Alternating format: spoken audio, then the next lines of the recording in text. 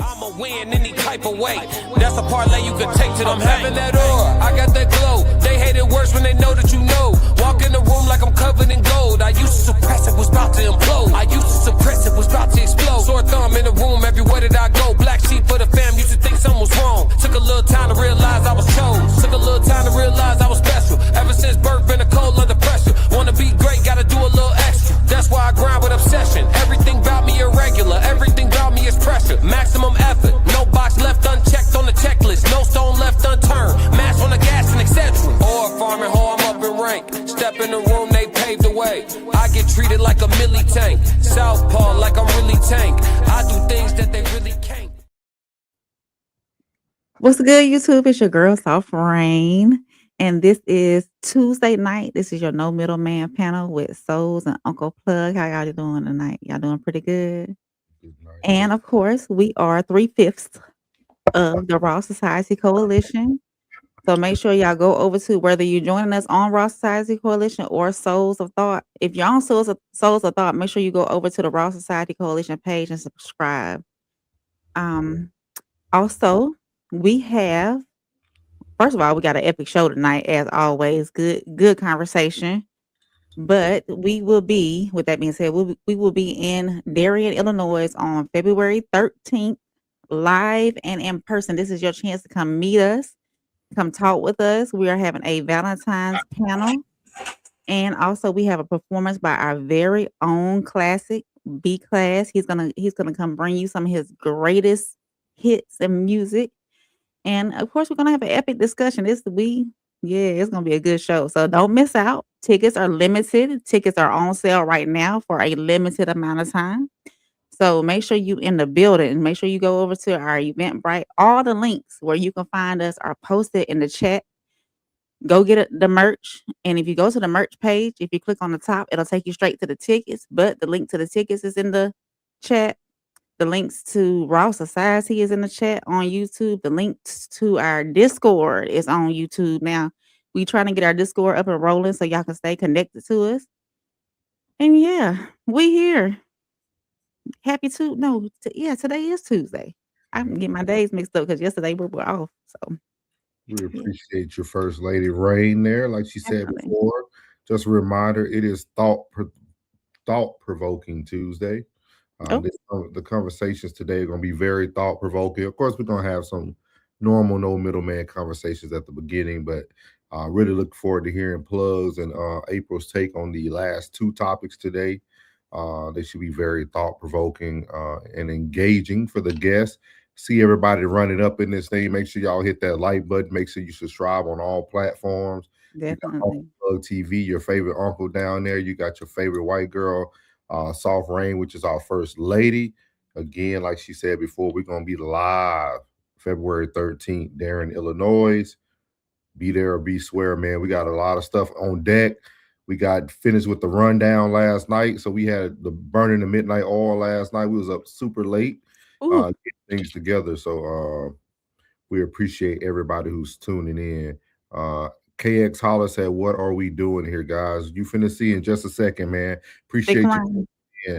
Make sure you hit that like button. Make sure you subscribe. Is your people all right, Plug? Not to give business out there. Everybody good out there at the dealership? I know that's your fam. Yeah, all is well. All is well. Just some property damage and property loss. You know that shit is hell. Did he get any cars? What? Oh, okay. It's a whole fucking lot. You heard all them cities. You say Lake Alfred, Arbordale, Haines City, Winter Haven. Man, they all like went up the same day. They had to bring all those fire departments from 5 different cities to put that shit out. The manager was it intentional? Was it arson or what? Or did something happen?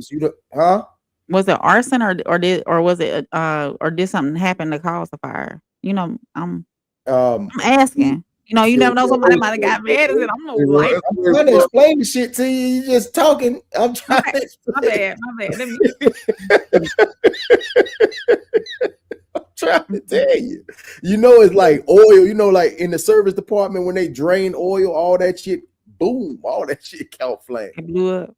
Yeah, all that shit caught flame. Like that area in that back on that side, it's like where they hold, like it's it's like a fucking like L shape. So when that hit, everything it's like a chain reaction. Like that is crazy. I mean, that's crazy, man. Yeah, when I overheard what he was saying, I was like, that is crazy, dog. Yeah, I'm talking about, and it started with a service van and a spark. He talking about EV batteries went up, everything. Like that's crazy, bro. That's probably millions of dollars with the inventory and everything else. EV battery alone, 10 to 20 grand. Fuck, what? Shit. That's what Tesla don't tell people after they get those 500,000 miles. That next battery gonna cost you another car. Give me a little 8900 Civic. That was my first car. 900. Don't ever buy a used Tesla. Manual transmission. I want me a manual transmission. Nah, we good. Sound man, we good. Well, they got white Rican. Checking my head. Wait. Puerto Rican. You're a white Puerto Rican up here, right? Yeah, she Puerto Rican. Hey, yeah, we gonna run with that. She Puerto Rican. Yeah, she Puerto Rican. I feel a little Puerto Rican. Yeah, I love it. Blanquita. I'm Creole, Puerto Rican, white, mixed. I'm all of it, okay? Phrase, right? What you just said? What you just said? I said I'm Creole, Puerto Rican, white, all the above. What was your Puerto Rican saying you just said? Hey, papi, y mucho lindo. Dame besos, dame besos. Oh, what's good, Kay? What's good, man? Hey, back, man. We ain't heard from you in a minute. I seen you on Classics a couple of days ago, man. Appreciate you, dog. Appreciate you tuning in, man. Well, what Oz at, man? You know, he probably hunting. It's wintertime. Carrying on. Yeah, I hope he all right, though. Hunting, keeping that land together. Hey, Kay, we got some very thought-provoking topics today. The first two are I won't say typical. Your first two are going to talk more about what we normally talk about, but I think the last two are going to be very thought-provoking today for everybody. We got, as y'all seen on the thumbnail, we got Dr. Umar is back in the building. He was gone for a hot minute, but he back. He came back on Nick Cannon's platform. So we're going to talk about his interview he did. And then we got somebody right from our home state of Texas, very, very wealthy billionaire that sat down with big banks, the white dude you see on the thumbnail, Ari Rastegar. He's a billionaire, owns a lot of firms and real estate and things of that nature. He's based out of Austin, Texas, so y'all can look him up when you get a chance. But kind of want y'all to hear his lingo and what he had to say tonight. So I think it's going to catch a lot of people off guard. So we're going to go ahead and get started tonight with our icebreaker. Our icebreaker is going to come to you guys, and it says, can someone look taken?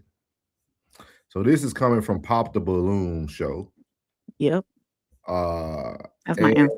It was a very, very unique take. I thought it would be something we could talk about real short and sweet, not too long. But I want y'all to hear this video of the young man talking to this lady, and it was very interesting. Here we go. And is she someone that's your type? No, not necessarily.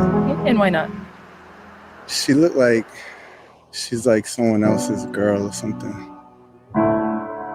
What does that mean? Like she just looked like she's not for me. Like, what was your longest relationship you ever had? Baby, I was engaged for 7 years. Exactly. So she looked like she's like someone else's girl, not for me. You was engaged for 7 years. That's a long time. That's somebody you should be trying to get with. You popped your balloon on me. I'm just saying what I see. I'm just saying. You don't want nobody who been in the streets for 7 years. Hey, you should be a person that been in the marriage for 7 years. I don't want no woman that don't want me either. I ain't saying I want you, but I'm just saying. You're not hearing what I'm saying. You feel me? Thank you. And is she someone that's your type? No, not necessarily. And why not? She looked like she's like someone else's girl or something.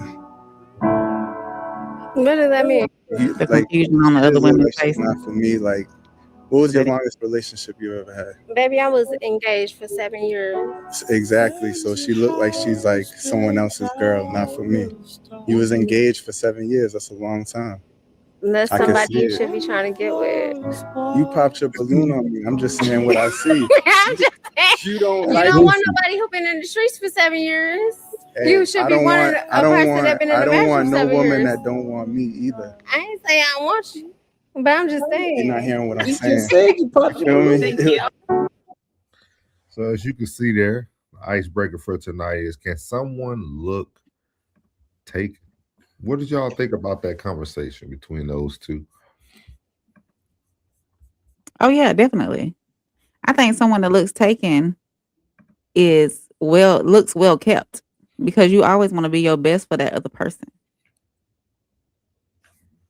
And if I'm being loved on correctly, then the way I present myself is going to be different as well.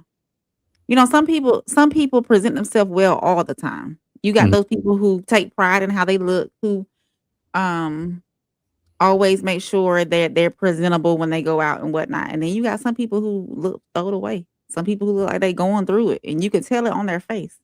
You know, so I think yes, some people can look taken. What's your thoughts, Plug? I see you grinning over there. What's your thoughts? When I'm gonna tell you, like, I don't too much speak on that, but when I first met my ex, she came to the restaurant like 4 or 5 times when I was working.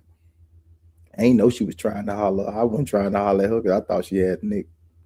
I thought she had somebody. So, like, yeah, like, you don't even want to holler at me. I was like, don't you got a nigga? First thing I said was, don't you got a nigga? I know you got a nigga. What made you get about her? Hmm? What made you get that impression about her? Yeah, it's just the way, you know, folks carry themselves. You know what I'm saying? Like, even some of the gentlemen that used, I finna say something else, but the gentlemen that work in the shop, like, they would be just sitting there spitting. They're like, man, what's up? What's going on? How you doing? All right. But I'd be like, bro, you can't tell. You can tell. You know what I'm saying? Some people just, when you have somebody that has you move different, you talk different, you walk different. It's different. It's a difference when somebody is, you know what I mean? You can tell I don't get how people can't tell when somebody for the streets. You know what I'm saying? Like, it's on you. The residue, the essence, the aroma, just like it's different. Yeah. Like, so, yeah, it's different. So a lot of women do say, oh, I didn't know he had a. You sure? You know, everybody, we always, oh, you didn't know he had a man? Oh, you know? Yeah, you know. We be like, we even feel like that. Be like, come on, man. You know what I'm saying? Like, you can tell when somebody is taken. For sure. Their aura is different. Especially, like I said, especially if they're not going through it, especially if they're being loved on correctly, their aura is different. And most don't stay when they ain't being loved on correctly. True. What stood out to me the most in there is when she said that she was engaged for 7 years. And I think that's kind of what he was hitting at the most too, is like, you got somebody that's you're still in love with, somebody you're still trying to. 7 years is a long time. It is. That's a long. That's like a marathon. That's a long time. It is, yeah.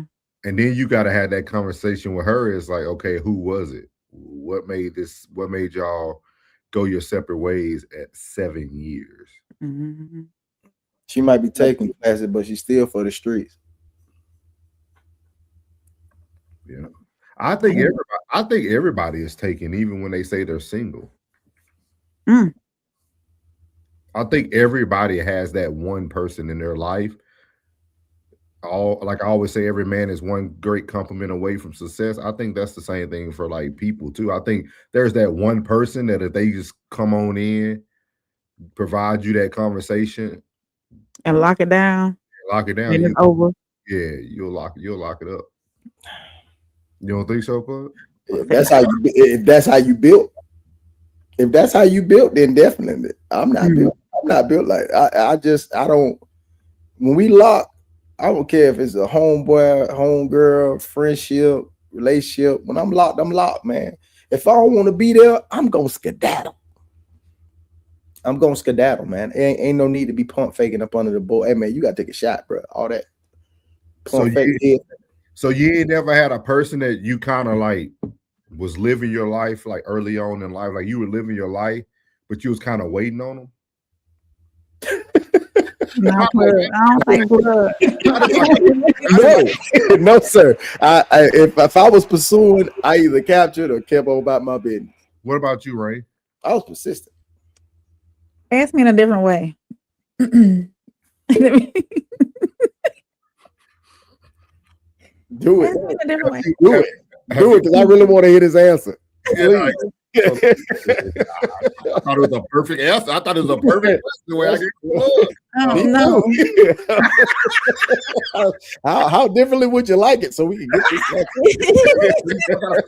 I gotta put that in Chat GBT right there. What's that word? What's that movie? It was a Tyler Perry movie. She said, "Ask me again. Ask me again." No. So Ray, you on the chain today. There's never been a time in your life where you waited on something, even though you were still dating, living life, not like you're not just in a standstill, but you're like, hey, if this person comes into my life, everything else is gonna be gone. Yes. See? That's my answer.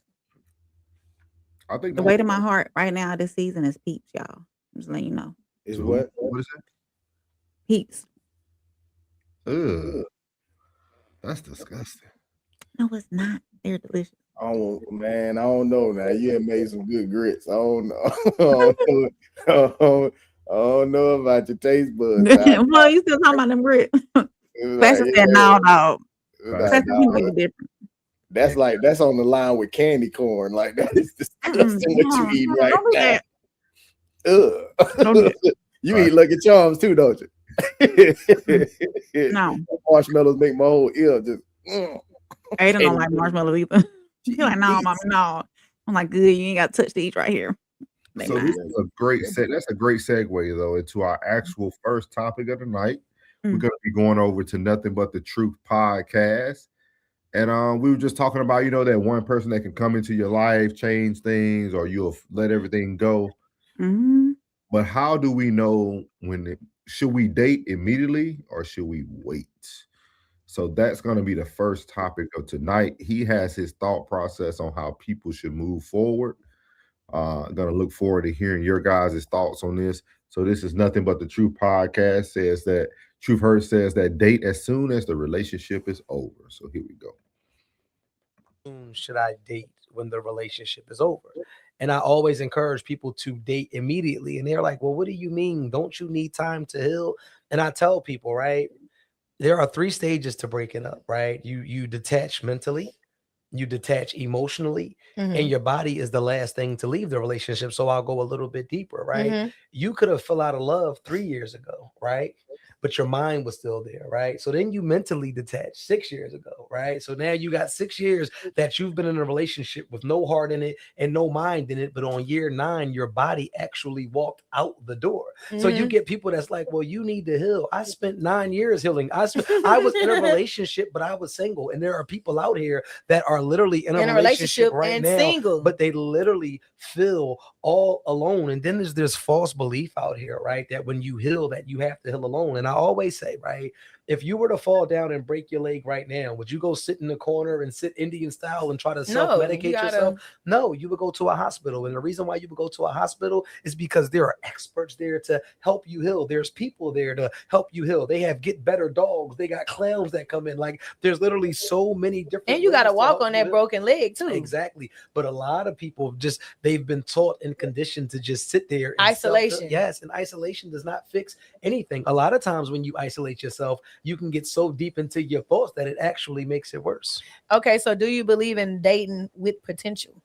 Dating for potential? I'm 40 years old.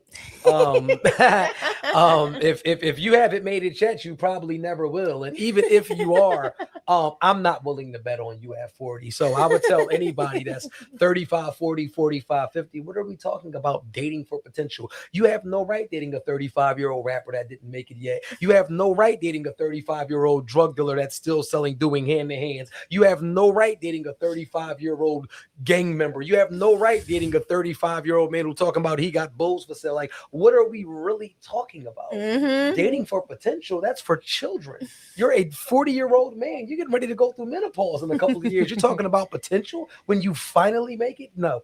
One thing about me, I used to give people the benefit of the doubt, right? Right. Like that's what like, Asores do. Yeah, like I used to really give people the benefit of the doubt. I used to always want to see the best in people. I used to always be like, you know what? That potential. And what'll happen with that potential? It'll leave you effed up every time. Yeah. So for me, no, I can't give you any potential. I'm not doing anything. You got to. How do you feel about dating for men and men?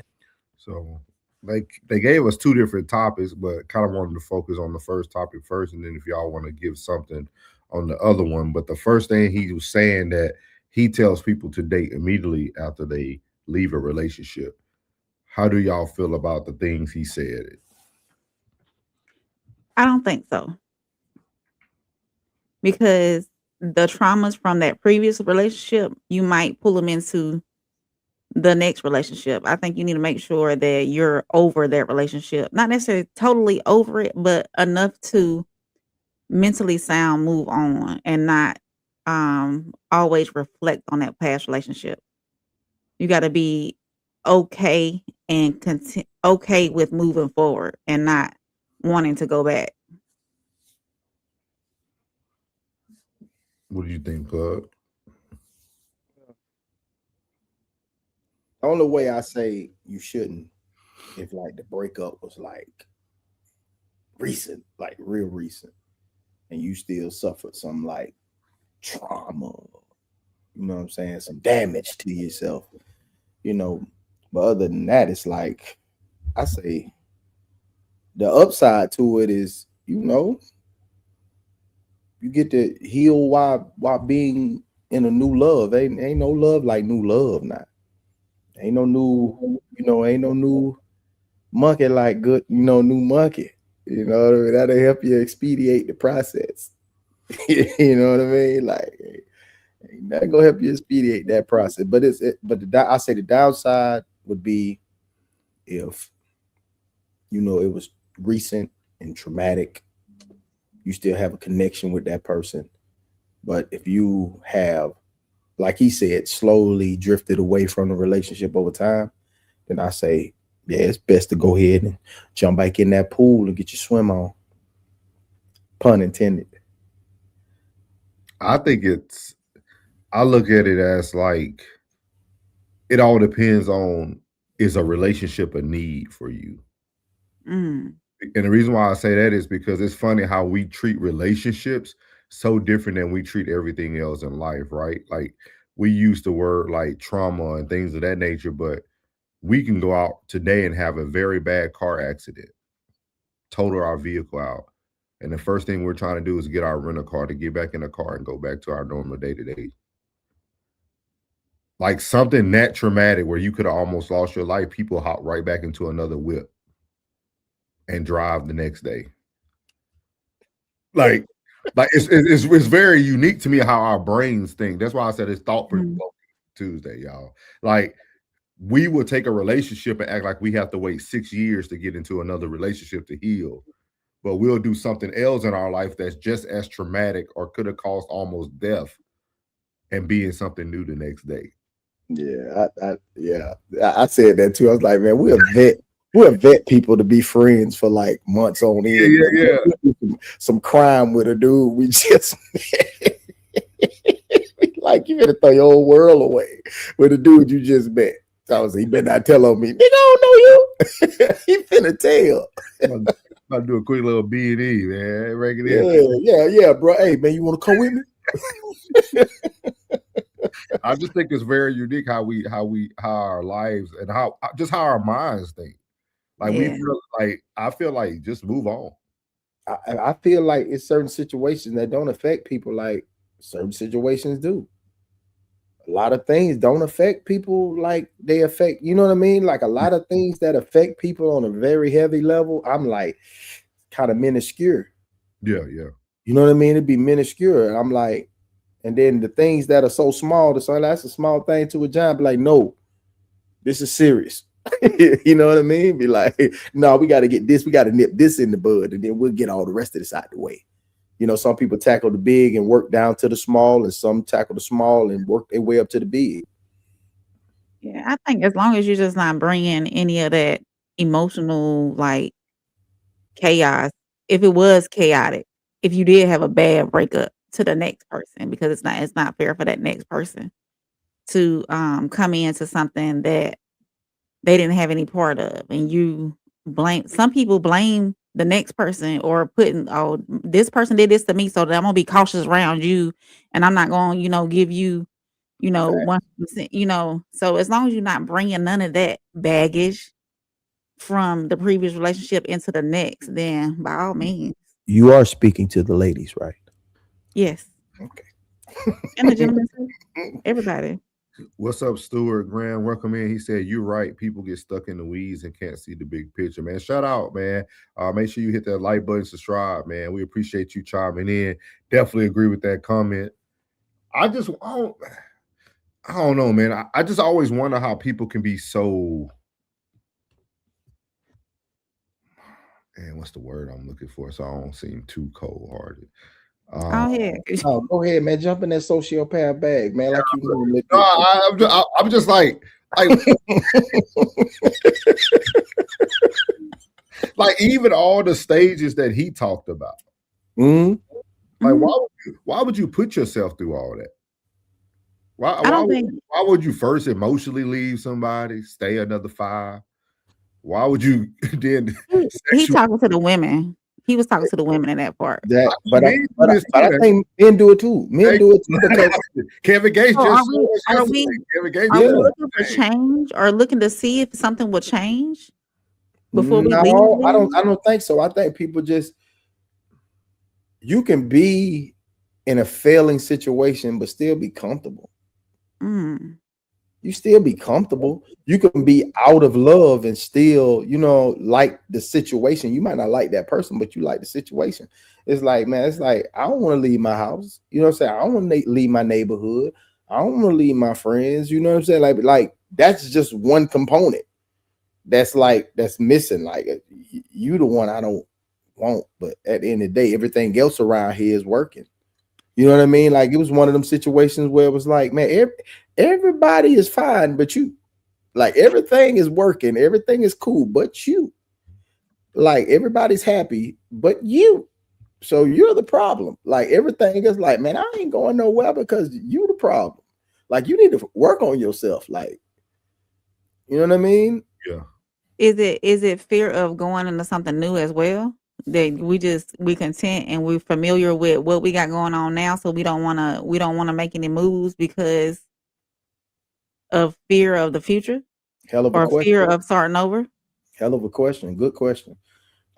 Just be like, no. Be like it's still the same person. Like it's like everything's working but you. Everything is cool. Everybody's cool but you. You the only one with an issue. So if we took it to a vote, everybody vote you off the island. Yeah. But what if those are your children?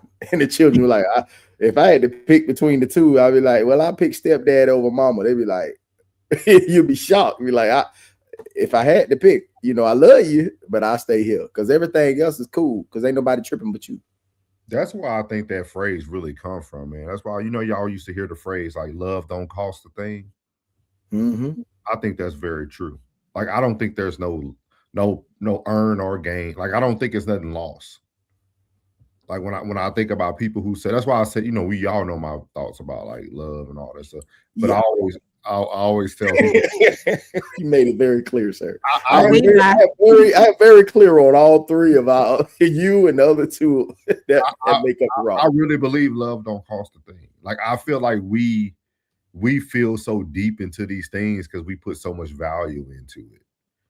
Like how you said, like, is it like you had a great question about like going from a relationship and bring something to another, but a relationship is a relationship. Like a relationship is just a relationship. Like think about that's what I'm saying. Like when you think about the analogy of the car accident to trauma, like we lose relationships every day, y'all. There's somebody you ain't talked to since high school. That was a relationship you once had. Like you don't feel bad about it. You didn't lose anything from it. You didn't like, oh, should I pick my friends a little different 10 years later? Like you don't think about that stuff. Like it's weird to me how much weight we put on everything when it comes to relationships and dating world and the word. And it shouldn't be hard either. Yeah, like it's weird to me. Like it's weird to me how we separate things and put them in their own little pockets. You know what I mean? Mm-hmm. Like a dating relationship. Oh no, this hurts. A friendship. Oh, I can leave that. I can leave that alone. I view them the same. I do. I view them the same, man. It's, you know what I mean? Like I'm gonna check on my loved one just like I check on my partner. I just checked on my partner and say, you know what I'm saying? See what's going on with him. Like it's the same thing. It's the same thing. I value who value me. If you don't value me and you're not in close proximity, it's like out of mind. Moving on quick is for women. Men need to take advantage of the opportunity by focus on self. Stewart said, I work offshore 14 on and 14 off. My lady was glad when I came home and glad when I left to go back. Hey. Hey, I see you when you get back. That pressure that you Stewart. That pressure. Hey, I bet you ready to go back too. Hey, ain't nothing like a little peace. There's nothing wrong with peace, man. I'm gonna tell you that right now. Classic said, no matter what, you will try to make sure the new person isn't exhibiting anything close to what you didn't like about the last person. He said consciously or subconsciously it will happen. Yep. Or like I said, like she might get into that new relationship and realize that the good man and the bad man say the same thing. Only thing that differentiates is the intentions. That's a good slogan right there. You gotta make them miss you. Make them miss you. That's a whole nother. That's a whole other conversation, Stuart. It might be a shift to work. It's like if your shift doesn't make her miss you. If you gotta make somebody miss you, man, what are we really out here in love for? Man, look. Everybody got they something. You know, I realized everybody got they something, bro. It's like, I love when you come over. So it's time for you to go. Like, I'll see you next time. We're gonna crack this love thing one day. I really gotta see like how it got everybody entangled, man. This fuck box. this thing here. That timeline. Sko said, hit that like, share, appreciate it, Big Sko. Absolutely. I can't wait to meet Big Sko.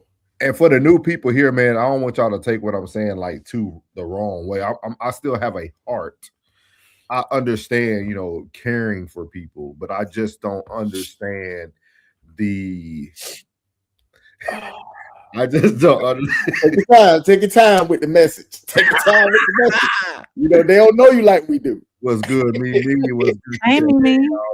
We got something coming for y'all tomorrow. We're gonna be on here tomorrow, Wednesday night. Stu said, you can't get too much of a good thing. So is it good? Sure. If it's too much? Sure. It can be good. See, look at all the complications around the good.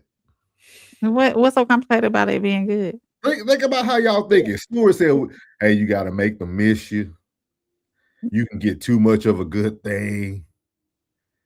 I'm at the point, hey. That person has to value that goodness. I think I'm just in a good place. Yeah, you in a good place. I mean, I think people that are in that, everybody got they something. You know what I mean? Like, some people need micro dose. Some people need to take the whole thing. You know what I mean? Some people take a nibble. Some people throw the whole donut in their mouth. You know what I'm saying? Like, everybody got they something.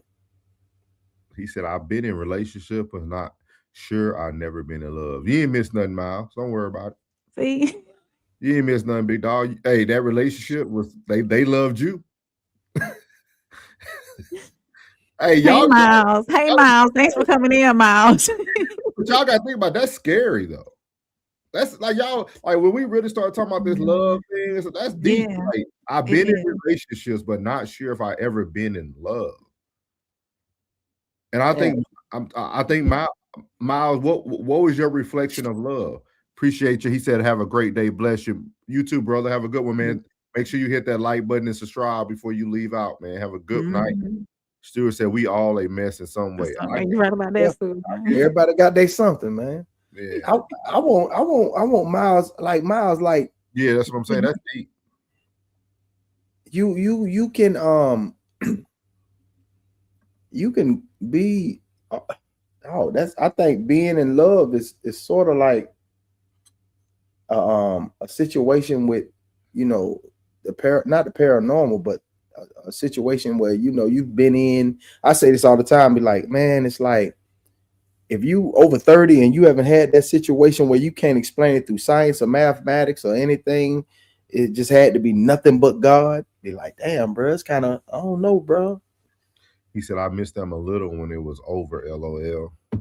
Oh, that's, you just grown, bro. That's, you know. Miles, love ain't nothing but taxes, bro. Once a year, it feels like a good thing if you get something back from it. But for the rest of the year, it's taken away from you. That's love. Every now and then, you might feel it. You might feel it on Christmas. You might feel it on Valentine's Day. You might feel it on your birthday. You might feel it on the anniversary.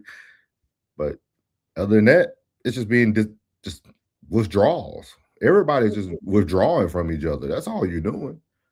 Relationships are nothing but transactions. Damn. I mean, it sounds bad when you say it that way. Yeah, it does. It does. It's true, right? You deposit something into somebody, they withdraw from you, and then vice versa. That's all relationships are, is transactions. It's just some transactions are long term. It's a savings, you know, might be a little Roth RA. And some people are just going in for a quick deposit so they can get that bonus check from Chase for $500 and take everything out. Yeah, no. You know what I mean? Like, for real, dog. Like, damn. Stu said, if we only miss them when they gone, then we miss the whole point. Yeah, I'm kind of with you, bro. Like, I'm indifferent about that, what you said, Souls. Go ahead. That's what we're here for. No, I'm saying, no, like, yeah, if you don't miss them when they gone, like, yeah, you know, it'd be that time where, like, oh man, she been up under me all day. Then, you know what I'm saying? Oh, I'm finna go to such and such and visit, you know what I'm saying, my people for a couple of days. You like, all right, bet. Now you got a little free time, do what you want to do, hang out how you want to hang out, and then, you know, hey, this where you at? You know I miss you now. You get your ass on bike here now. I had my free time. It's over with now. It's, you know. Think about how you describe it. Y'all, relationships are seasons. We complain about Texas being hot, then we want the winter. Then the winter get here, it get too cold. We ready for the summer. Like it don't matter. It's just give and take the whole time. That's the site. But y'all think people are probably a little psychotic. Cause I'd be like, bruh. Like if it was 100 degrees outside, you would want your inside to be 68 degrees. Yeah, but it's 68 degrees inside your house. It's 66, and you want to turn the heat on. I like, hey, come on. See, like those are the things where they bothers people, but it'd be like I'd be looking at them like, I think y'all off a little bit. I think some folks let their mind play tricks on them. Yeah, I don't know, man. He said exactly what I felt. Transactions, or maybe they were distractions. Ooh.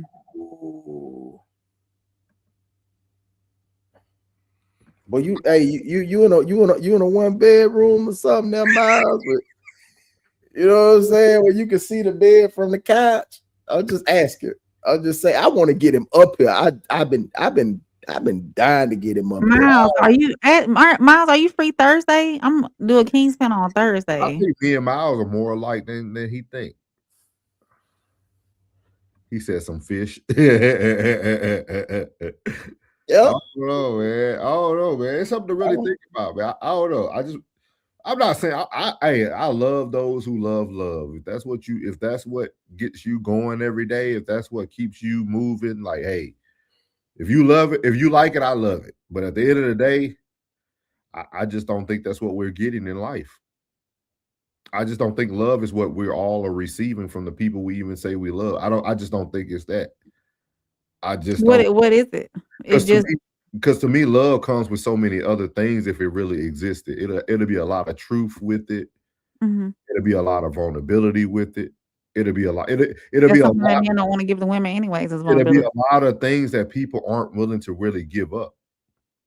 And I tell people I only can express it because I always think about like my mom. That's what I always think about a mother. Like when you think about a mother, a good mother is that love that you're looking for, and it comes with all those things. I don't think people after parenting or after leaving your nest, I don't think you receive love no more. I think you receive some very healthy transactions that make you hold you over for long periods of time. Damn. Some people hit the jackpot, they never have to go back. Some people, hit a little rock bottom, have to build it, you feel the same way, Ray? I mean, I'm a lover. When I'm in a relationship, you get all of me. I love hard. And it's I think sometimes being in love, we are blind to some things that we shouldn't be blind to. You're supposed to be blind in that, man. When you with somebody, man, you should be just lost in the sauce, man. Don't listen to souls, man. Don't listen to the sociopath, man. You gotta be lost in the sauce, man. Then if you lost in the sauce, then you on your way to destruction. That's why it hurts so bad when you lose it. That's why it hurts. So I agree with that part. I'm gonna stay tried and true. If you do something wrong, be like, well, I'm gonna holler at you, dog. You know what I'm saying? Because at the end of the day, be like, look, I will stand up in the situation. So is that love to you? Something you believe that easily? You think that's love? Man, caring is love. Understanding is love. All that. If we broke down that definition of love, we'll really see. And they'll try to give us the agape and this and that, like things you trying to achieve in these levels of love. I don't, man. Look, man. That's I don't know, bro. You care about folks. I mean, do you have that same love for your brother, your sister, your cousin, your mama, your daddy? You can't have it for that person? I don't know. I'm different. You know what I mean? I show love, bro. I try to show love. You know what I'm saying? If they ain't missing it, come on over here, whatever you need, dog. You know what I mean? And I ain't gonna expend myself too much because you know why? Because I'll be like, I know how to fall back on that shit too. If I don't, put myself out there and then stretch myself too far. Yeah, try to retract and say, hey, it's plug time. Or hey, I'm giving me about 3 good days, 72 hours to get the recharge because I've been giving out love everywhere. See, hey, I'm thinking Rain thinking right now. Rain and her thinking bad. She really thinking about this. I know when I get quiet, I start thinking. I'm excited. Yeah, I'm telling you, we got something coming for him tomorrow. It's gonna be epic. Especially these conversations we having. Edward said he pretty much saying don't believe in Umar. We appreciate you, big dog. Make sure you hit that like button. Make sure you subscribe. Thank you for stopping in. Miles said historically solo. He said I'm gonna pop in one day. I promise. At Rain. Damn, what cause Thursday? You can come on in Thursday. Hold your breath, Rain. I know.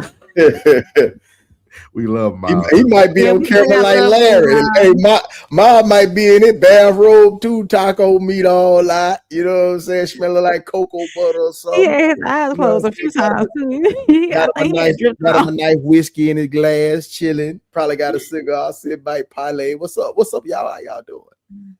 Tell you. Stu said we think human love is unconditional, but I have never found that to be true. See what I mean? I think, Stu, I think you're in a good spot, Stu, because you're not living in a fake reality. It's not false reality. I mean, everything has conditions. Everything that unconditional. That's propaganda. Because I don't give a damn who you talking to. You go in the house and you talking crazy to your mama, she gonna show you some punishment. And you gonna say that's unconditional? Now, on the conditions that you don't talk to me some kind of way, or you disrespect me in any kind of way, I'm finna, boy, I'll turn you upside down by your ankle and whoop you. Mm. I think I'm the best partner. I'm the best type of partner to have. Emotionless? Yeah. Because no, I'm gonna explain. If I cuss, go ahead, cuz. Yeah, I want to say the F word plug right there. But go ahead, explain. Go ahead. I'm with you. He'll throw it in real quick. No, go ahead, bro. Throw it in there. When you think about a person like me, right, who some might feel lack emotions or lack the ability to show love, whatever y'all want to call it. Mm. But you can say this: if he's with me and he's doing things with me, he truly wants to be there. Because I'm not doing all the other facade stuff that people do when they say they in love. Like there's a lot of people who are living life right now who they say they love somebody and then your language don't speak like you love them, or you talk to your homeboy or your homegirl differently about them, or like a lot, like for a person who is just very who they are, you at least know when they're doing things with me, they truly want to be around me. They truly are wanting to do these things with me. So your presence is your love, your way of loving. If you want to put that word in there, yeah. I know you want to use the word love. You want to put the word love in there, y'all could use it in that way. Your presence is your love. Your time is your love. Hey, I mean, everybody got a something, bro. Everybody your got phone calls is your love. Yeah, I do understand where you're coming from. You see what I mean? Like with me, I know exactly, bro. I understand all the sociopathic things that you have going on within that noodle of yours. Trust me, I do. I truly do. Don't think that for 1 second I don't understand. I understand it wholeheartedly. I understand Tez. I understand Classic. I'm figuring you out, Miss Puerto Rican. White Puerto Rican adjacent, you know what I mean? Miles said you can't love someone but be in love or just be horny. I've been 2 out of 3, but not all. Oh wow! Okay. Those are the 3 things. Hey, take this. Hey, take this to the bank. Rain, take this to the bank. I'm listening. Hungry, horny, and broke. What am I supposed to do with those 3 things? Watch them when they hungry, horny, and broke. All 3 at the same time, or separately? No. When you that person when they hungry, and then they say, man, I eat, man. I don't care what I eat right now, man. I have some noodles. I don't care what it is, bro. I eat some potted meat. I don't care what it is. That check drop. That hunger change. Be like, well, we're gonna go get a T-bone. But they over there throwing T-bones and they ain't even thinking about their finances and broke. Yeah. How they spend their money when they was in that despair, when they was hungry, and now they got something. Yeah. Gotcha. That's what I watch. Noted.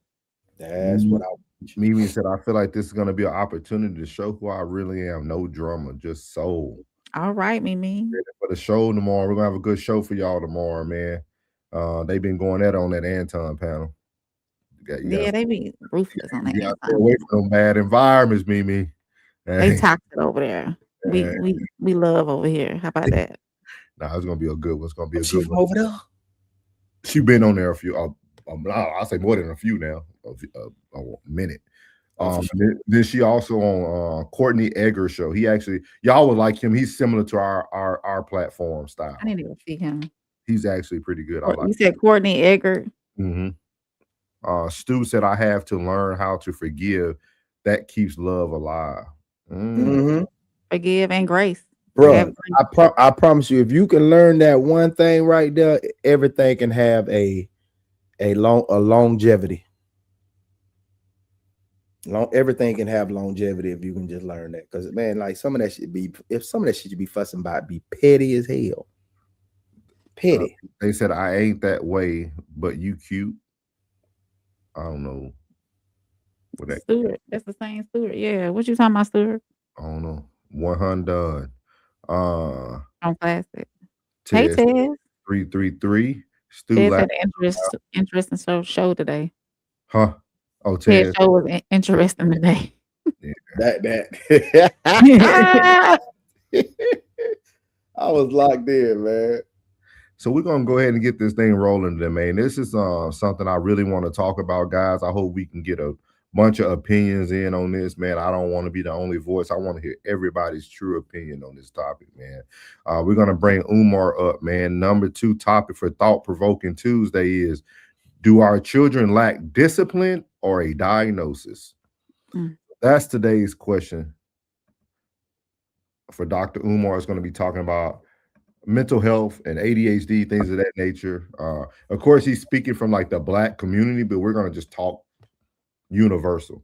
You know what I mean? Like, because everybody has some form of diagnosis. Like, not everybody, but all races can have diagnosis. So we're going to speak about this in one way. But when I heard it, I had a totally different thought process on it. So the question is, do our children lack discipline or a diagnosis? Here goes Dr. Umar and Nick Cannon. We did great when they started evaluating Black boys for ADHD. Yeah. Now, just to back up for a minute, first it was ADD, Attention Deficit Disorder, right. 1980. Right. The problem with ADD is there's no drug that can make you pay attention. So when you deal with mental health, you have to deal with the influence of the psychiatric drug cartel. There's no such thing as talking about mental health without talking about Wall Street drug profits. Wow. They go hand in hand. Come on. Psychiatric medication is a $30 billion a year industry. You're talking big bucks for small pills. Wow. You see? Yeah. So now, when you look at 3rd grade and you look at the criteria for ADHD, a lot of what you need to display to be classified with it could be arguably considered normal behavior for an 8, 9, 10-year-old. Right. You see the contradiction right there, right there from the beginning. Yeah. Has trouble sitting still. Yeah. He's in the 3rd grade. Right. Has difficulty paying attention.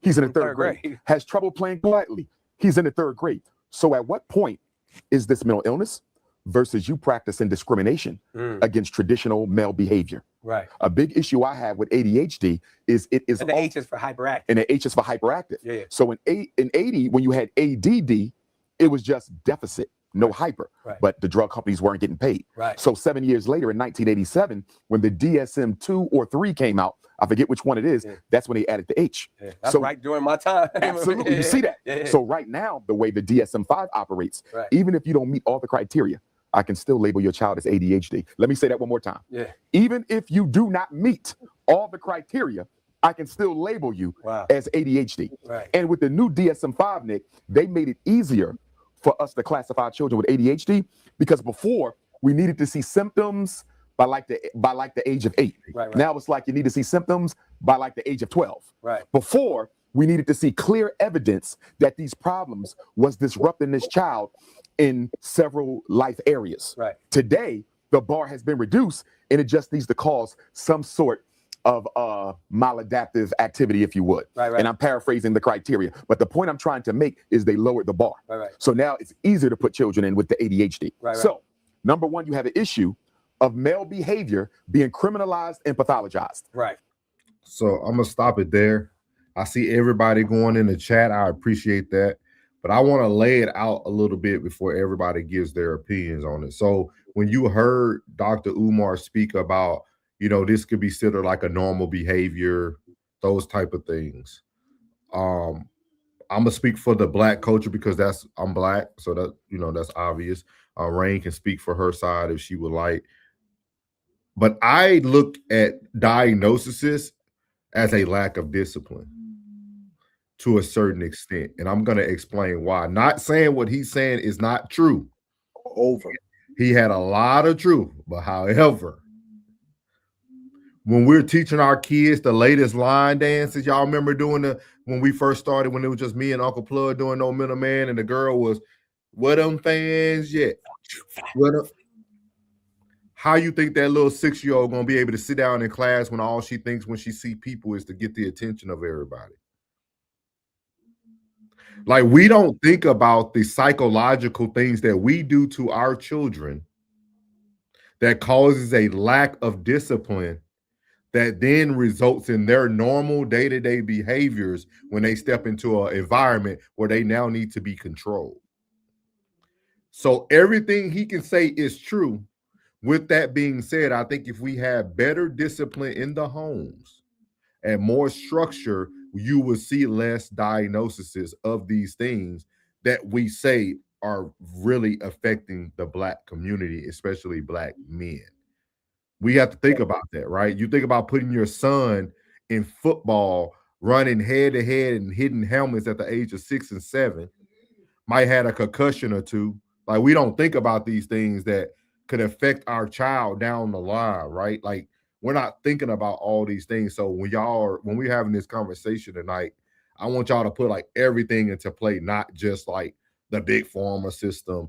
I think a lot of these things start at home, which we then can kind of control the ball a little bit better in the future.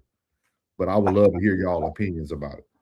I would say over discipline.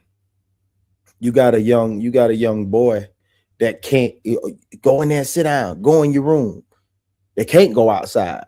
They got all this energy built up in them to where they can't go outside. They have to be inside. So they can't do what they want to do at the house. So they'll take it to the schoolhouse and do what they want to do. Because you ain't their mama. First thing they'll tell you is, you ain't my mama. You ain't my daddy. You know what I'm saying? Like, sometimes be over discipline. I think it could be the lack thereof and over discipline and then misdiagnosis. Which I've never, like, that classroom was real small with that one window with them special need kids at my school. It was small, yeah. That classroom, man, they probably had about, you to see them, like if you leave class and then they went to lunch, it was probably about 7, 8 of them. It about 7, 8 of them. Now they got a whole situation set up for them kids. My school looked like a school. These schools look like institutions. Have you seen these schools lately? Yeah. I don't know. And I think it's more that misdiagnosis. If you misdiagnose a child and you put them on like some Risperdal when they like 5, that's going to lead to, like, by the time they 20, 23, they're going to be on Seroquel. Now, if y'all ain't familiar with these, please look them up. Risperdal and Seroquel. Those are psychotropics. Yep. I feel as though I agree with Souls. Part of it does have to do with discipline, but I also see the other side as well, because some of it does have to do with a true chemical imbalance in the brain. So it just, I would hate for some of the children to be misdiagnosed.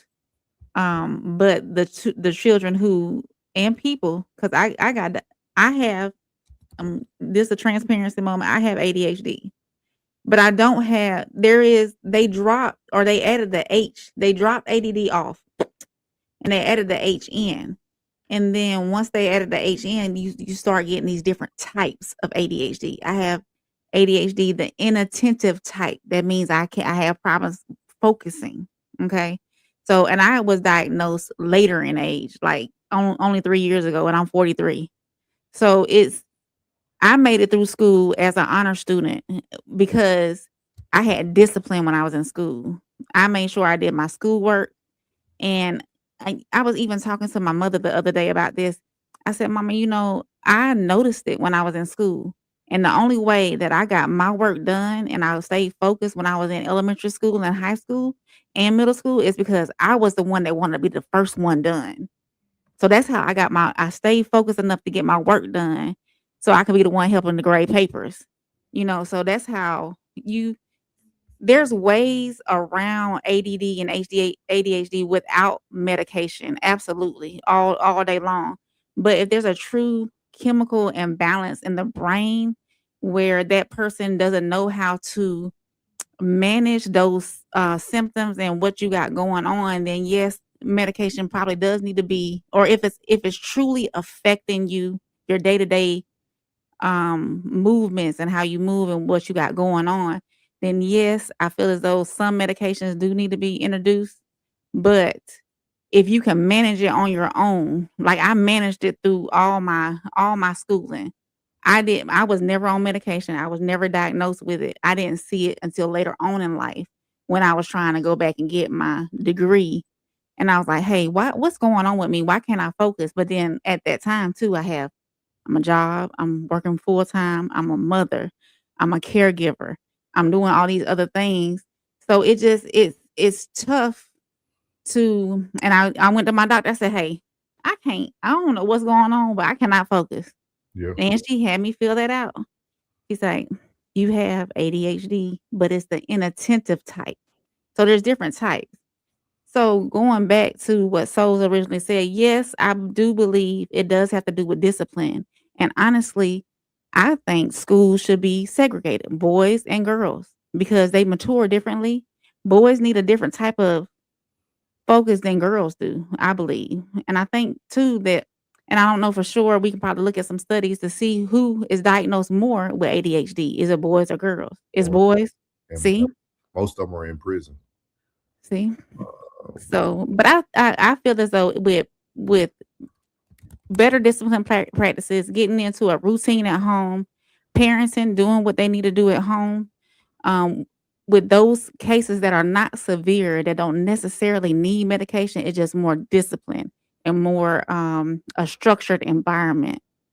So that's my take on it. My biggest thing is I want to show you guys this because I know we talked.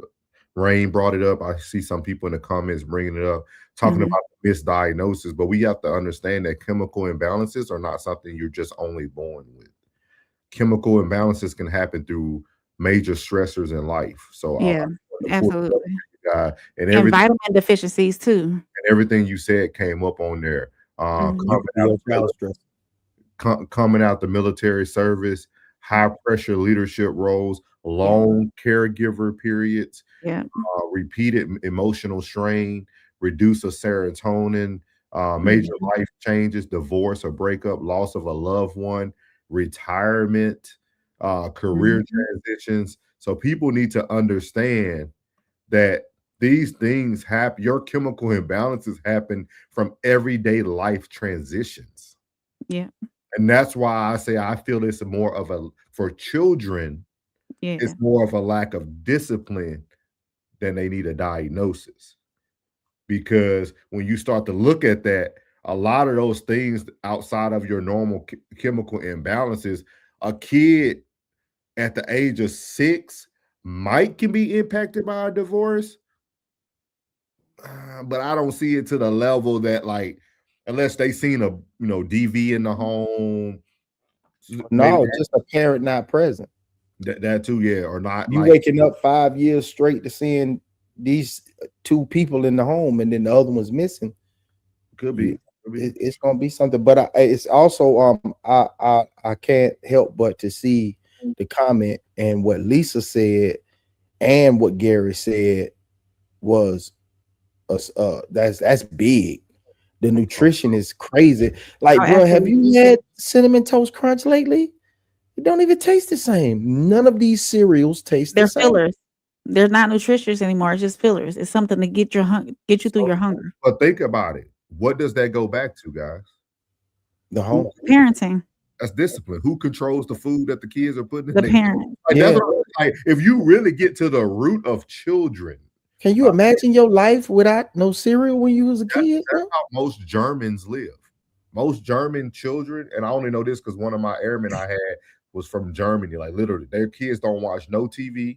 They have no TVs in the room, the house. They don't eat any sugars. They don't do any of that. Everything comes back to the lack of discipline and structure that kids need. For somebody who has experience with a special needs child, routine and discipline dictates everything. Like That's why, like, and the only reason I'm bringing this subject up because when y'all go watch the full interview, if you do, I'm getting tired of African Americans blaming everything on the system. There's moments that we can control the ball within these systems.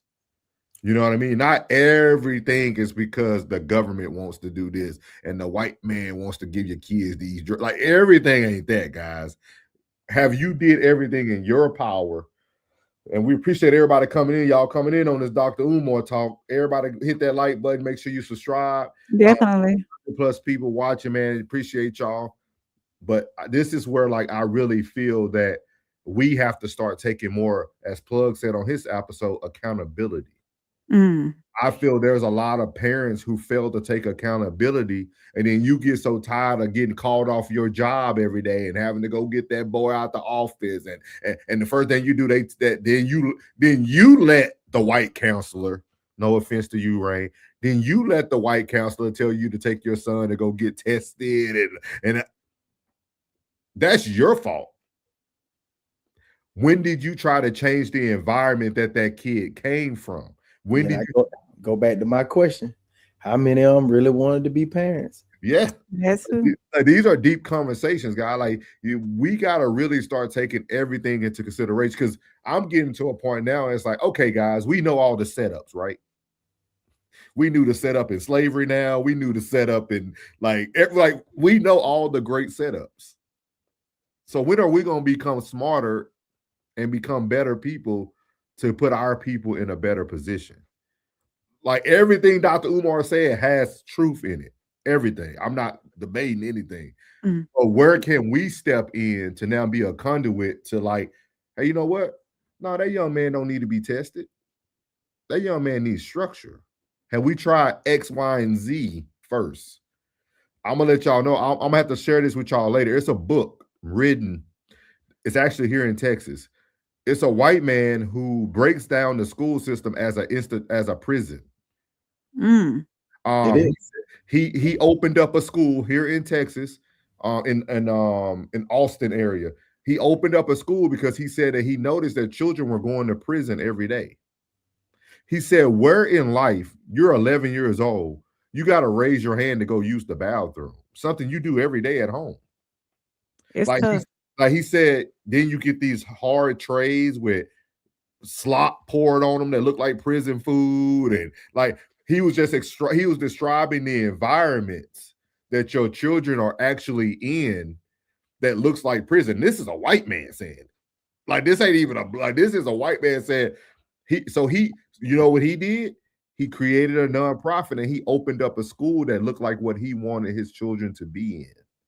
And that's what I'm challenging our community to do today is, why won't we start creating the environments instead of buying a store and everybody want to sell clothing and oversized tees and jogging pants? How about you put those millions of dollars into a school system that looks like what we want our children to be a part of? Well, that's what Dr. Umar trying to do. Man, that man ain't did nothing but steal everybody money, man. You don't know that, man. Appreciate everybody coming in his thing. Let me get to some of these comments. Yeah, hey, get to the comments, man, because they cooking over there, boy. Gary Bowles, Robert Tompkins, hey, Lisa, y'all cooking over here. Miles said, can't believe I agree with Dr. Umar, but former runs the planet. Yes. Stewart said that dude is laying it down, and he is right. Yes. At least 75% of commercials are pharmaceutical. Yes. Stewart said both he and you can be right at the same time. Appreciate that. Yes. Two things can be true, as they say. Robert Tompkins, appreciate you, man. Shout out, man. Make sure you hit that like button, subscribe to everybody who's up here. Uncle Plug TV, Conversation with Soft Rain, Souls of Thought, Raw Society, the Classic Codes. If y'all stay here long enough, we'll put everybody on the stream. Tez down as well. He said ain't nothing wrong with these kids' mentality misdiagnosed. Yeah, I agree. I think we hitting on the right cylinders. Robert said all the school look like a jail. They do. Institution. Yes, sir. Stewart said there is always going to be a little Johnny that keeps life. I like that. Robert said 80% of them is misdiagnosed. You just crazy or just believe anything the doctors say. Yep. That's what I'm saying. It comes back to us, Robert. I appreciate that. That's a good comment. For sure. shout out Gary Bowles, man. Shout out. We see you in the chat 333. He said, I was diagnosed with ADHD and put on medication by the time I was 4 years old, man. And I stopped taking it when I was about 8. I dealt with my ADHD myself my whole life, man. Big shout out to you, dog. Big shout out to you, man. For sure, bro. Shout out to you. That's strength, man. That's self-discipline, man. That's strength, bro. Big shout out to you, dog. Let me give you a round of applause for that, man. Big shout out to you, man. That's a big thing. I worked mental health for over 15 years, so I respect. For sure, Gary. Hey, that's big, bro. I like to hear that, man. Oh, he put this. That was twice. Robert said, "You just like everyone else. You live in life." Mm-hmm. Hey, so she talking about rain. Yeah. That's crazy. It was tough. It was tough. Gary said, I hear recently a lot of things they say that ADHD has a lot in common with autism, and there's a lot of cross diagnosis. Yeah, that's very true. That's very true. I've cut more autistic kids here in Texas than I ever have. Yeah. Than I ever have in my life, bro. Shout out to Lisa. Welcome in, Lisa. Lisa said, pay attention to your children and also nutrition. Big facts. Gary said, and I think a lot of the times people are diagnosed with ADD and ADHD when they don't actually have it. They just kids that want to have fun, and their parents never let them. That's what Plug said. Don't let them fucking play. Yeah, I'm glad, man. I'm glad we all kind of really in the same ballpark. I appreciate the conversation, man. Lisa said, fix the lack of nutrition and pay attention to your children. Big facts. Robert said, life, like I said, same with them. They're going through ish at home. Yes, correct. Yeah. Gary said, but me, I definitely had a ish life. A shit left my fucking ass off, dude. He said, but me, I definitely had that shit left my fucking ass off, dude. Oh my God, I'm practically an autistic person. Gary, you not. That all you got a gift, man. You just you're a new unique. Yeah, bro. Gary said, but they also think I might be bipolar too. That's a different story. We'll have to get to that another day, big dog. Gary said both of my parents were present, but my dad was a yep. See, this is what we talked about DV earlier. Yep. Yeah. Gary, you hitting everything. I'm glad you came in, dog. You hitting everything on the head, big dog. Yeah, man. But guess what, Gary? Him being everything happened for a reason, Gary. And yeah, he was being a fucking asshole, and that's real. But you know what he also gave you? He gave you that ability and that self-discipline for yourself. Yeah. You know what I'm saying? So every negative action also has what is called an ulterior or another effect to it.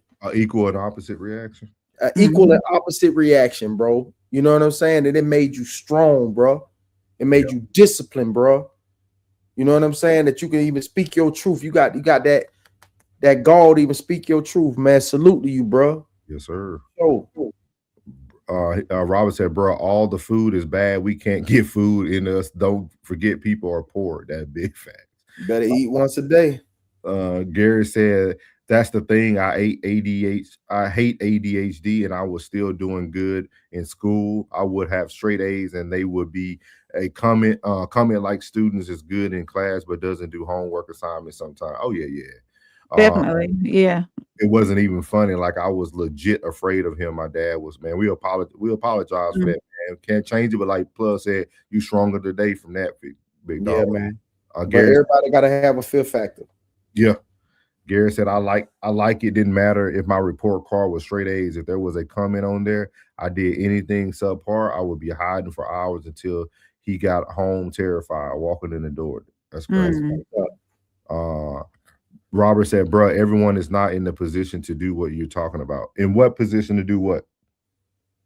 I think when he was talking about, or when you were talking about. You was talking, Everybody's in every position. Are you willing to make the great sacrifice? That's our issue in the Black community. Are you willing to sacrifice? You're gonna lose something to make a change. Period.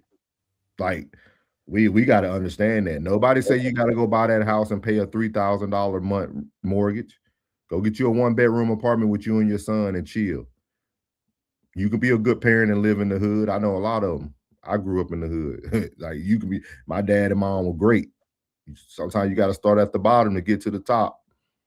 Just all about how you look at it. We just don't want to sacrifice things today. So we give an excuse that everybody can't do it. Yeah, everybody can pull themselves up by the bootstraps and do what they need to do.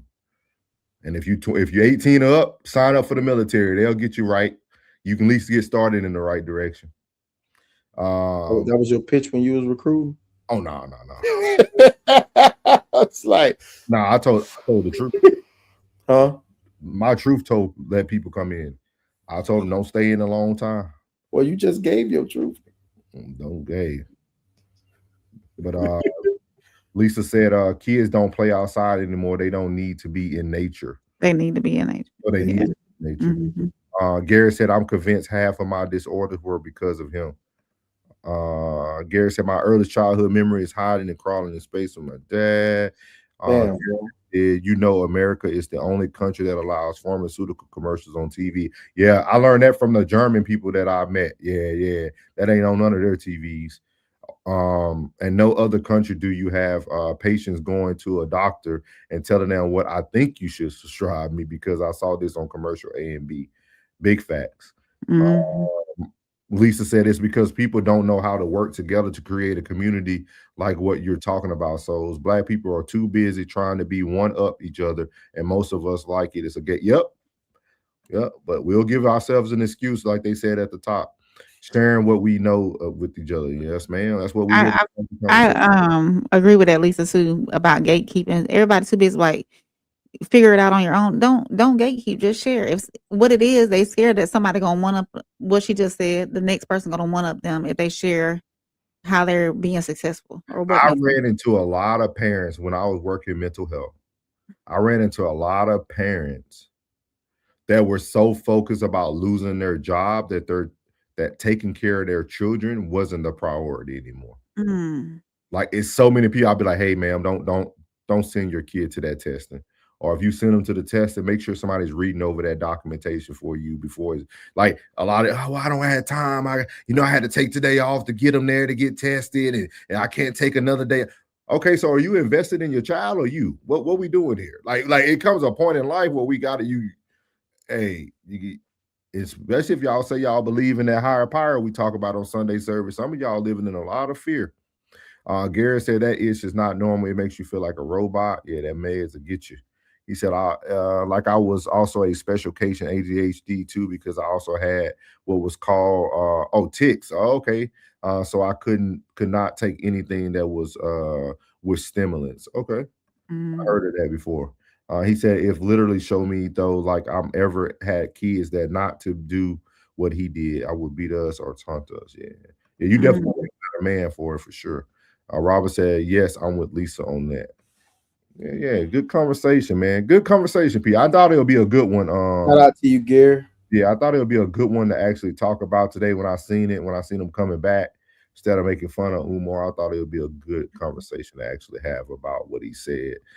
Gary said, what I have found out in my life of all of the F substance that I've been told to take from doctors, and that I told you to take myself out of all drug pills and forms. Yeah. I would highly encourage. I wish I would have had the stuff on my stuff. I mean, the stuff ready, the resources ready. It's a doctor out of California. He was the first doctor to ever start taking X-rays of the brain. He said that he never understood why when you break your arm, we take X-rays of things that are broken, but when your brain is broken, we don't care about how it looks. So he started taking X-rays of the brain, and he was able to see what substances that you were actually lacking, like dopamine, serotonin, and he provided natural supplements that you can buy over the counter to produce more of that. One of the big things that they produced was 5-HTP. I tell everybody about that who suffer from like anxiety. I'm in my cabinet right now. Yeah, 5-HTP is a good one. It's a natural supplement. It's something that you create on your own. Just as we get older, we don't create a lot of it. So yeah. I'll have to get that doctor's name, but it's super dope. All right. So our last topic of the night, man, this one really stood out to me. Good old banks, man, the perspective with banks. We're going to end on this note right here. Question number 3 of the night is Is success ultimately built on manipulation? So I heard this gentleman talk today on this short little video with Banks, and all I heard was somebody actually speaking about manipulating a person, like making your way into a position so that you can now gain what you need to gain from it. So like it made me think, is success just ultimately built on manipulation? Because manipulation isn't always bad, which I know Classy did a code language on that word about 2 months ago. So like we learned a little bit about manipulation. But this is a very wealthy man right here. This is Ari Rastegar. He's out of Austin, Texas, as I mentioned earlier. He started off in the law world. Had nice haircut. Yeah. You can tell where he go, plug. You know he go to Black Barbershop. And you see what he got on? He wealthy, but he got on his gray sweats, white tee, and some Nike. Yeah, I mean, man. You finna see he's adjacent. Okay. He's done a lot in the community, but I want y'all to hear. Banks set him up, but he don't even know it. Here you go. Now, but what would you do if you was 16, 17, 18 years old on my street, but you knew what you know now? But if you had the knowledge you had now, what would you do? I know exactly what I would do, to be perfectly honest. And I'll tell you, if there is anybody listening to this for real, that actually, because a lot of people, they shit about wanting their way out. I want this, I'm trying to do that. I'm talking about to the real hustlers, the real ones that are looking for a way out and want to fight for it. This is exactly what you do. You go to whatever neighborhood you're in and you go find the old heads and the OGs, a couple of them, one of them, two of them, the real ones, and you make yourself indispensable to them. You mow their damn lawn, you wash their car, you cook them. I don't give a fuck what it is. Only you know what it is, but you make yourself somebody valuable to those men and women that have wisdom, and you also do the same for the people that they love. Yeah. It's their kids, it's their grandma, it's the goddamn neighbor. And you do things for them, whatever it is, so that over time they need you.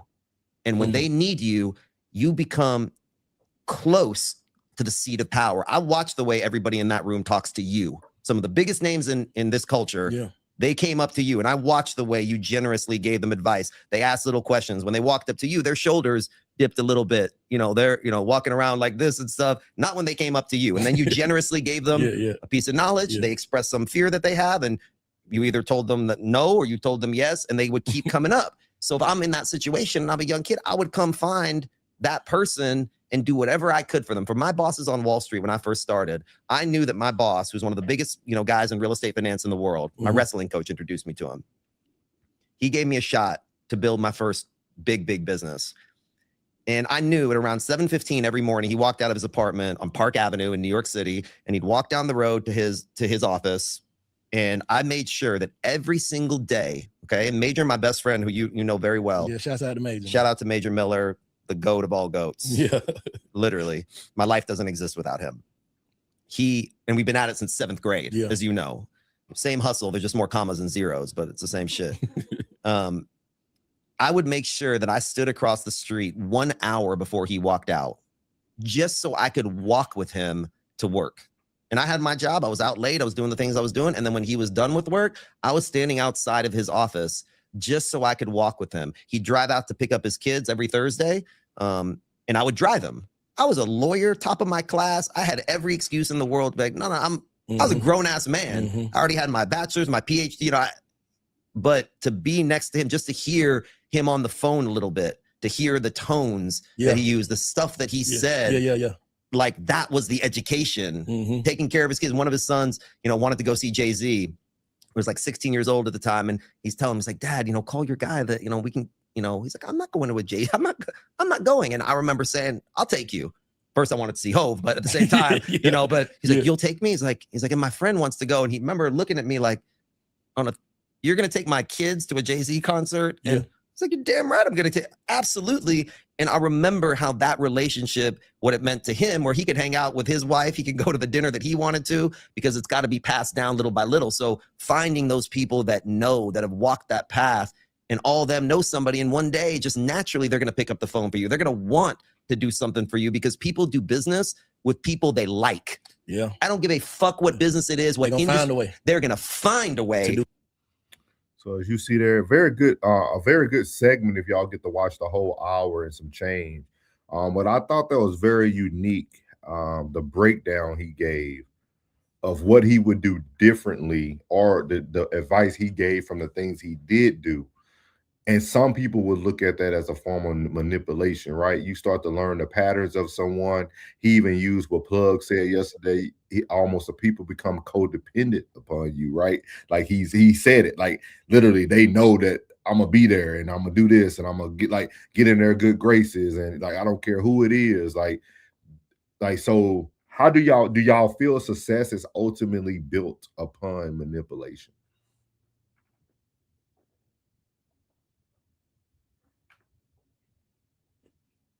I'll wait on you, Plug. Yes, because you got to put yourself in the right rooms to be successful too. You can build yourself up, but you have to put yourself in those right areas to make sure you put yourself out there and make sure you're available to other people as well. Like he was saying, you have to position yourself in these areas so that not only success finds you, but you find the success as well. What you think, Plug?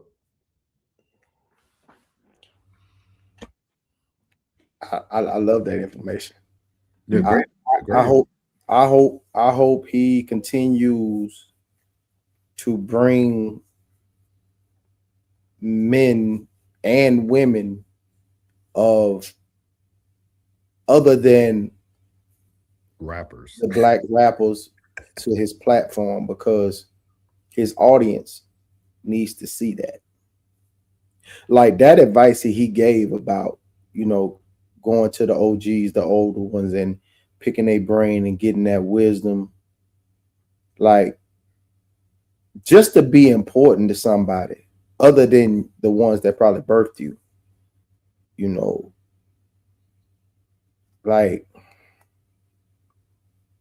it's just, I did that, but the ones I got, they instilled a lot of, man in me. Yeah. It wasn't about business. There's a lot of man, just, being kind. You know what I'm saying? Because I was a mean legit. Like, I'm glad Classman grew. I know Class was like 2.0 about 10 years ago. That nigga probably hell 10 years ago. I was hell. You know what I mean? But they simmered me down. They was the ones that turned that dial from that 10 down to 7. And man, I know you got a lot of anger in you. No, I ain't angry. I'm just mean as hell. You know what I mean? Just simmer you down a little bit and steal that man in me. But I wish that he could bring more people like him to his platform. I can't wait to be in that position to have them conversation with people like that.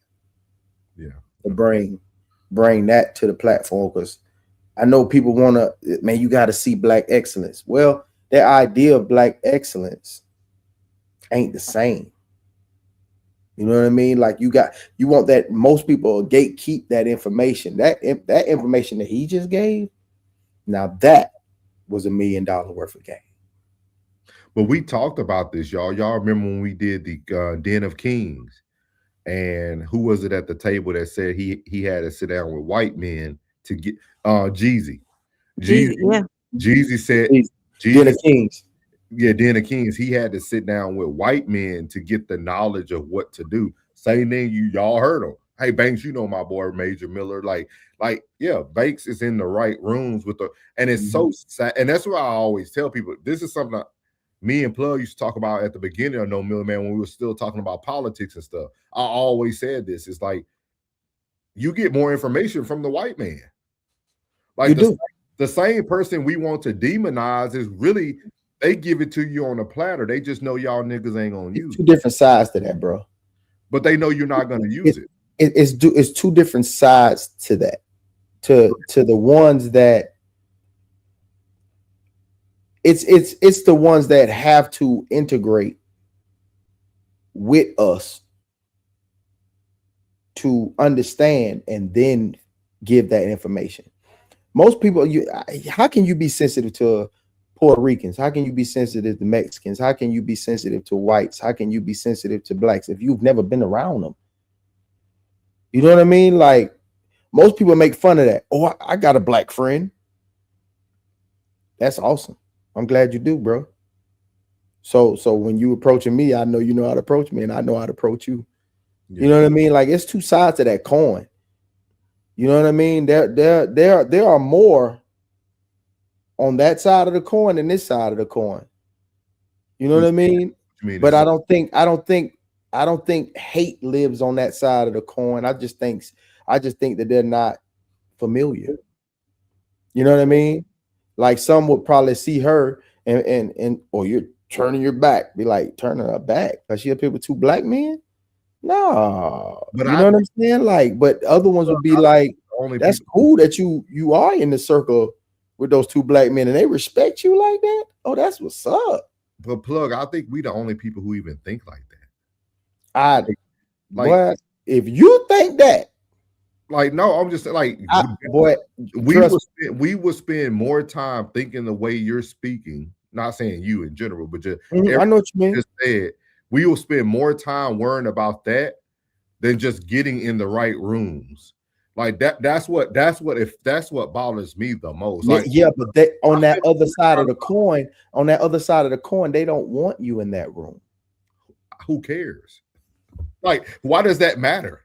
It's not about what you know, it's always who you know. Yeah, but you never answer my question. Why do y'all care about them not wanting you in the room? Who cares? Like, who cares that they don't want you in the room? If you're in the room, you're in the room. Like, who cares about, like, I've never seen a group of people who are so emotionally based on how they receive knowledge than black people. I don't think that's not what I'm saying. Okay. What I'm saying is, if who's controlling that room, if they don't know you, just like you said, like, they love to do business with people that they like. You know what I mean? So if they don't know you to like you, you're not getting in that room.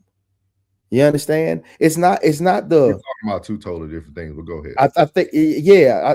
Like when you jumping forward instead of just staying where we are. Like, I'm talking about. No. I know what you're saying about why are they so concerned about who's in the room. You got to, the person in the room has to like you. No, they don't. You just got to get in the room. The person in the room doesn't have to like you. I dealt with that for 20 years. You just got to get in the room. I was in the most racist system in the world called the military. You just got to get yourself in the room. It has nothing to do about if they like you, they'll talk about you to other people. I dealt with that my whole career. But I didn't care. The owner of the shop was, he didn't want any more black barbers in his barbershop. He didn't, because he wanted diversity in his shop. So when I came, he wasn't intending on hiring me. But as we sat down, that 30-minute conversation turned into 3 hours. And he liked me. So he was like, you know what? I ain't really want no other black barbers in my shop. But you know what? I like you, man. I'm going to go and give you a shot. And he let me come in the shop. That's a true definition. And it's not I understand exactly what you're saying. But that's why I'm talking about both sides of the coin. That's why I say it should be more of him coming to the platform. So, because that opens it up to the black people looking at it, or other ethnicities looking at it and saying, man, hey, that's a cool dude right there, man. So you can go in with a different mindset of thinking, not thinking on that side of the coin, but this side of the coin, that, man, all of them ain't like that, because people do think like that. You're saying why? I'm saying, but people do. Okay. What you got, Ray? I don't have anything towards exactly what y'all were saying, but I will say this as a person who wants more opportunities to be successful in my workplace where I am now. I do make myself available to higher ups, people above me, and I make sure I go in and tap in with them and actually learn their position. Like, hey, what you got going on today? You need help with anything? And that was after I thought about it, after what he said, I thought about it. I said, hey, I do that at my job today. I go in, I'm like, hey, what you got going on? Do you need any help? Can I be any assistance? Can you show me how you do this?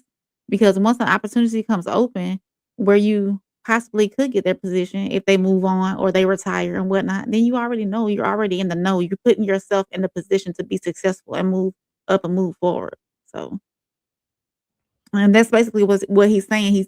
You have to position yourself, and that is a form of manipulation, positioning yourself to be open to other opportunities, to be knowledgeable in other places other than just where you are.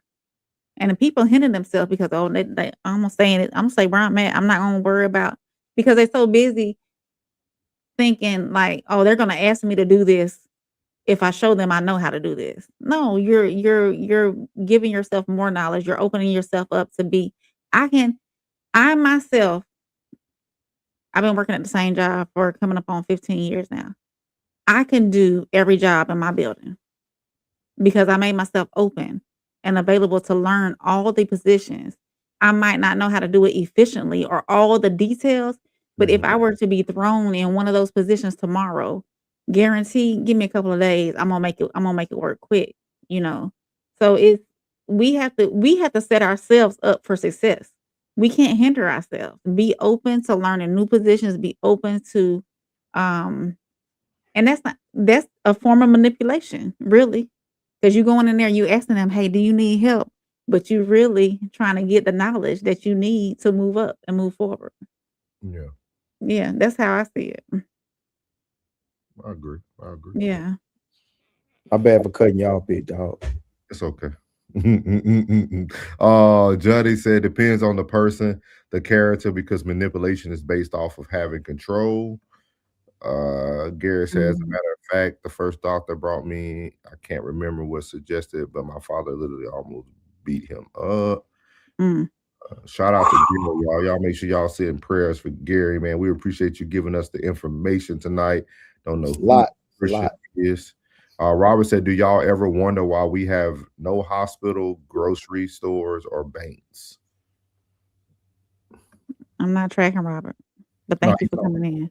I think he's talking about the in like the Black communities. Oh, okay. Black people owning them and things of that nature.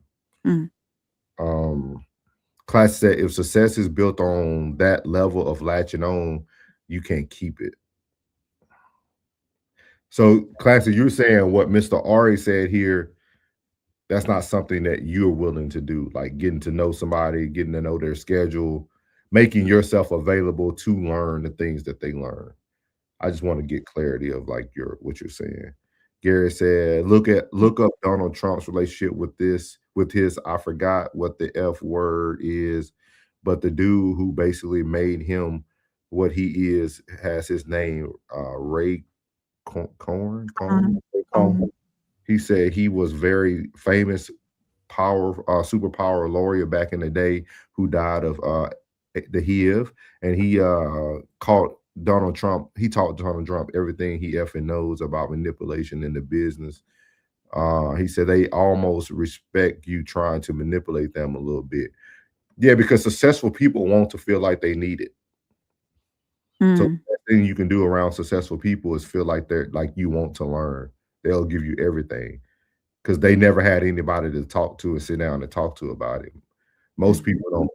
I was talking about this with shout out to my boy. I call him Peso Mike, but he one of the directors I work with. My boy Mike. We talked about it. We were at the Absolute Recomp gym, and we seen one of the very famous, popular YouTubers in the fitness game was in the gym. And we were, I know the guy, so I went up and spoke to him, just said, hey, or whatever. And we were talking about, like, that's why I don't ask to take pictures with famous people and stuff. Like, some people want to feel normal. And I think sometimes we forget that, like, when we go up to people, they're just normal people they want that normalcy. Like, they really want that. So even wealthy people, they love when somebody wants to know knowledge because they're like, oh, okay, you're not trying to make a deal with me. You're not trying to stab me in my back. I don't know who you are. Like, you just want to know knowledge. They'll sit down with you every day and talk to you. It just gives them a release. I don't know if y'all been watching Landman. You get to see it a lot on there. Landman is a great show. They talk about it a lot in the oil field. Classic said shortcuts are built on manipulation. Long term, I'm gonna get it off the muscle. Hemp Vibe Network 3284 said, my white male mentor taught me when I was in my upper 20s that most people will do business with who they consider their friends. I do more business with white people than my own culture. Oh yeah. So I'm assuming you're black, Hemp. K18 said facts. Appreciate you. Everybody who just coming in, make sure you hit that like button. Robert said because everyone is brainwashed to a certain degree. Sweet Soul, shout out to her. She said coming in way late, but ADHD is not an excuse, it's real. Hemp said that same mentor told me they wish they were black, and I had several older men wish they were black. My black brothers do realize their power. Classic said that black people care too much about what white people think. Yep. I don't know. I don't even know what white people be thinking. Yeah, that's why I say I never focus on others. I never focus on the other side of the coin. We sat in that too long. That's why we were in slavery. Hemp said don't realize their power. Sweet said at Raw 10-4. Love that. Yeah, I was telling them we just had an open conversation. Classic said getting in the room in the business world is synonymous with getting in the house on the plantation. Not always, but I'm gonna say 95% of the businesses that is true. Gary said, I think what he's saying is even if you're in the room, you're not going to hear the information that you're going to pass to the white people. They're going to act different while you're in the room. Classic said, I don't want corporate success. In the way of climbing somebody else's ladder, I will work for somebody until I'm done building my ladder. Gary said, I think what we're saying is even if you're in the room and the room is going to have a different conversation while you're there. Hemp said, manipulation is a spirit. Gary said, and so what if you enter the room and the whole room goes quiet because now you're there? That room's not successful. And it's not meant for you. Find another one. Because real successful men ain't gonna go silent. And real successful men ain't gonna waste time to create a new story just because you're in the room. That's not success. You find me a billionaire that got time to waste to plan a meeting just to have a fake meeting because Nora's in plug in the room. They ain't making no money that day. Classic said, I'm meeting no nigga to walk to work. Nah, dog. No. He'll say no. Him said, being the icebreaker. Class said, I don't want the money that way. It's plenty of ways to figure out some money. I ain't holding no man's pocket like that. Gary said, picture if you're the one black man and you go to a room for a 99 white rich people. In the second you walk in the room, they all just sit there and stare until you leave or until you say something. Hemp said, facts. Gary said, manipulation means I do something for you to get something in return. If there's something I'm getting in return doesn't hurt you, they probably just don't care too much. Yep. Let's see here. That's the same one. Sweet Soul said, yes, Cohn was Trump's mentor and taught him to be ruthless in his approach to business and politics. They just read the book Art of War. Gary said they both get something out of the arrangement. You can look up good in front of them and they get to have their task completed. Gary said, I just looked at his manipulation as was that quid pro quo. Sweet Soul said, we don't even know what we're thinking. We don't even know what we're thinking. She's talking about for white people. Robert said, right, that's a coward. Yeah, that's what I'm saying if they doing that. Gary said, what are you saying in low income areas you guys do not have grocery stores and he's asking Robert and stuff. You have corner stores and liquor stores to try to keep you down. And because they know they did the exact same thing to get to the top. Definitely agree, man. Great topic, man. We appreciate everybody, man. A lot of new faces today, man. Mr. Gary, Sweet Soul. Who else? We had Robert, Hemp, our normals in here, our boy Classic, Tez. Who else we had in here today? Did Joe Jet stop by or no? Who? No, that was Miles. I was thinking about Miles. We had Lisa, Christian, John Boy was in there. So we appreciate everybody who stopped in. Make sure y'all hit that like button on your so what she said, Sweet Soul said, I like what the young lady on the panel was speaking about. To me, it sounds like initiative, drive, passion, and better yourself. Thank you, man. There you go, Rain. There you go, Rain. Look at that. Look at that. So, man, we appreciate y'all. Got anything for the people before we get off this thing? We gave a good hour and 45 minutes. Y'all got per usual, come see us in Chicago on February 13th. We're gonna be live and in person. Come see us. Purchase tickets while they're still available. It's gonna be an intimate event. And actually they're on sale right now. So make sure I'm not gonna say when they're going off sale. So make sure you go ahead and purchase before they go back up to regular price. Follow us on all our social medias, Facebook, Instagram, TikTok. Join our Discord. If you go back up through the comments, it's in the link is in the top of the comments. I can put it down at the bottom again too. All that good stuff. Come see us. We here. No middleman panel. This panel is here Monday and Tuesday. We're part of the Raw Society Coalition, and it makes up Souls, Soft Rain, myself, Uncle Plug, the Classic Codes, who you've seen in the comments, and Tez Down. He's probably been in the comments as well. And Souls is putting that up there. Make sure we all have our separate YouTube channels, but we also make up the Raw Society Coalition, which is probably where you're watching us from. And if you're not, make sure you go subscribe to that channel so you don't miss out on us. We provide content 7 days a week. Somebody is coming on here live. So make sure you go follow all of us everywhere. Appreciate you, Ray, man. Appreciate everybody, man. Much love to you too, Robert. He said thanks, much love. Y'all make sure y'all tap in. We'll be back here tomorrow with a new segment, so y'all tap in. Duke said ADHD. I don't believe it, but I also know what it does exist. As far as Dr. Umar Johnson is concerned, he's correct on some things, and some other things I look at it with suspicion. Oh yeah, we all understand him. Yes, ma'am. Thank you for Rain. Gary said for some people it's real, others most definitely an excuse. Shout out to you stayed in this thing. Appreciate you, Jerron. He stayed and he said highest level of wisdom. Duke was welcome in, Duke. We about to end, but we appreciate you coming in, man. Never too late to chime in, but I know people don't want to hear this, but this is the 100% fact. When you are powerless under the political system of racism / white supremacy, you have no control over the policies of schools. All right, brother. Appreciate you. I'm putting up all the links one more time for people who come in late, so they don't have to scroll up to the top. Yash dripped out, said finna sub. I love my people, even if we have different opinions. All American Black folks do the same. Yeah, appreciate that. Y'all follow his lead, or he or she. He said he's subbing. Make sure you sub to everybody on that thing, man. Good content all the way around.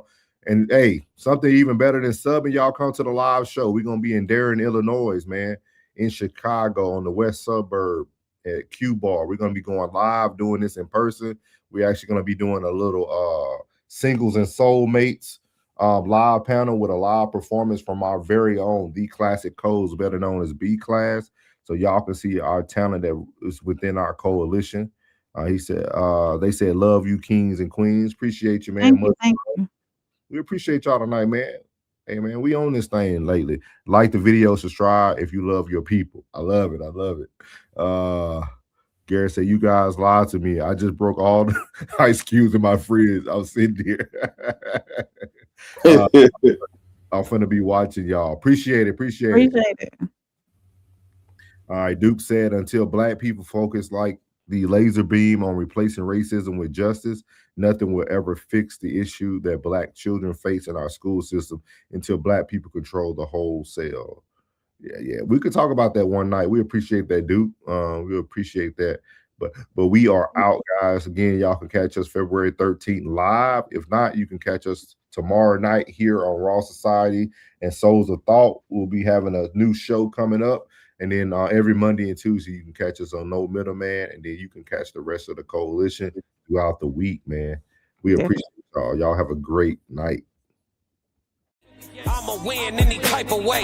That's a parlay you can take to them. I'm having that aura, I got that glow. They hate it worse when they know that you know. Walk in the room like I'm covered in gold. I used to suppress it, was about to implode. I used to suppress it, was about to explode. Sore thumb in the room everywhere that I go. Black sheep for the fam, used to think something was wrong. Took a little time to realize I was chose. Took a little time to realize I was special. Ever since birth, been a cold under pressure. Wanna be great, gotta do a little extra. That's why I grind with obsession. Everything about me irregular, everything about me is pressure. Maximum effort, no box left unchecked on the checklist, no stone left unturned, mash on the gas and etc.